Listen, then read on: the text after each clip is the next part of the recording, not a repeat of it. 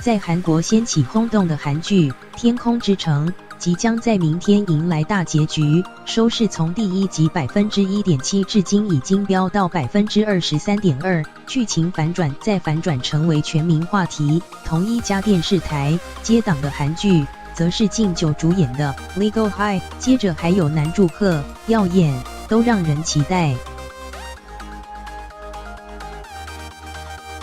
韩剧《天空之城》Sky Castle 妈妈韩剧《天空之城》2月1日将播出大结局。预告中惠娜抱着美香哭喊妈妈，被怀疑难道她真的是美香的女儿吗？韩剧《天空之城》Sky Castle， 不知道你是以怎样的心情，让所有你管理的孩子的家庭都毁于一旦，但一定要杀掉惠娜吗？母亲，难道您和惠娜的死就都没有关系吗？倒数第2集，美香和被拘捕的金珠英老师碰面，这段对话引发更大谜团，谁才是杀死惠娜的凶手？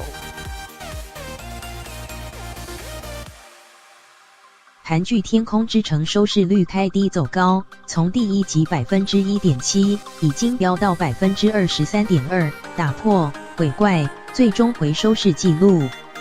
韩剧《天空之城》Sky Castle 看到了吗？爸爸，失败品不是我，而是爸爸，爸爸才是最可怜的，爸爸彻底的失败了。没有大明星卡司，成本更只有2000万台币。描述南韩严苛的升学和上流勾心斗角，剧情反转再反转，成为全民话题。剧迷更加期待结局。而同一家电视台接档的韩剧，则是敬九主演的《Legal High》。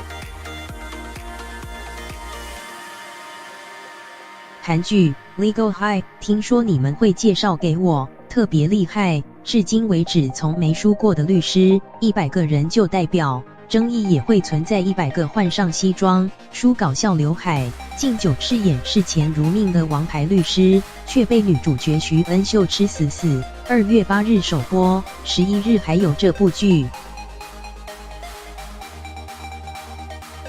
韩剧耀眼，我真的除了济州岛的海边以外，都过虚度光阴的男祝贺遇上生命有限的韩志明，在韩剧耀眼谱出温暖又治愈人心的故事，剧情风格多元，少了天空之城，春节依然不无聊，追剧追宝宝。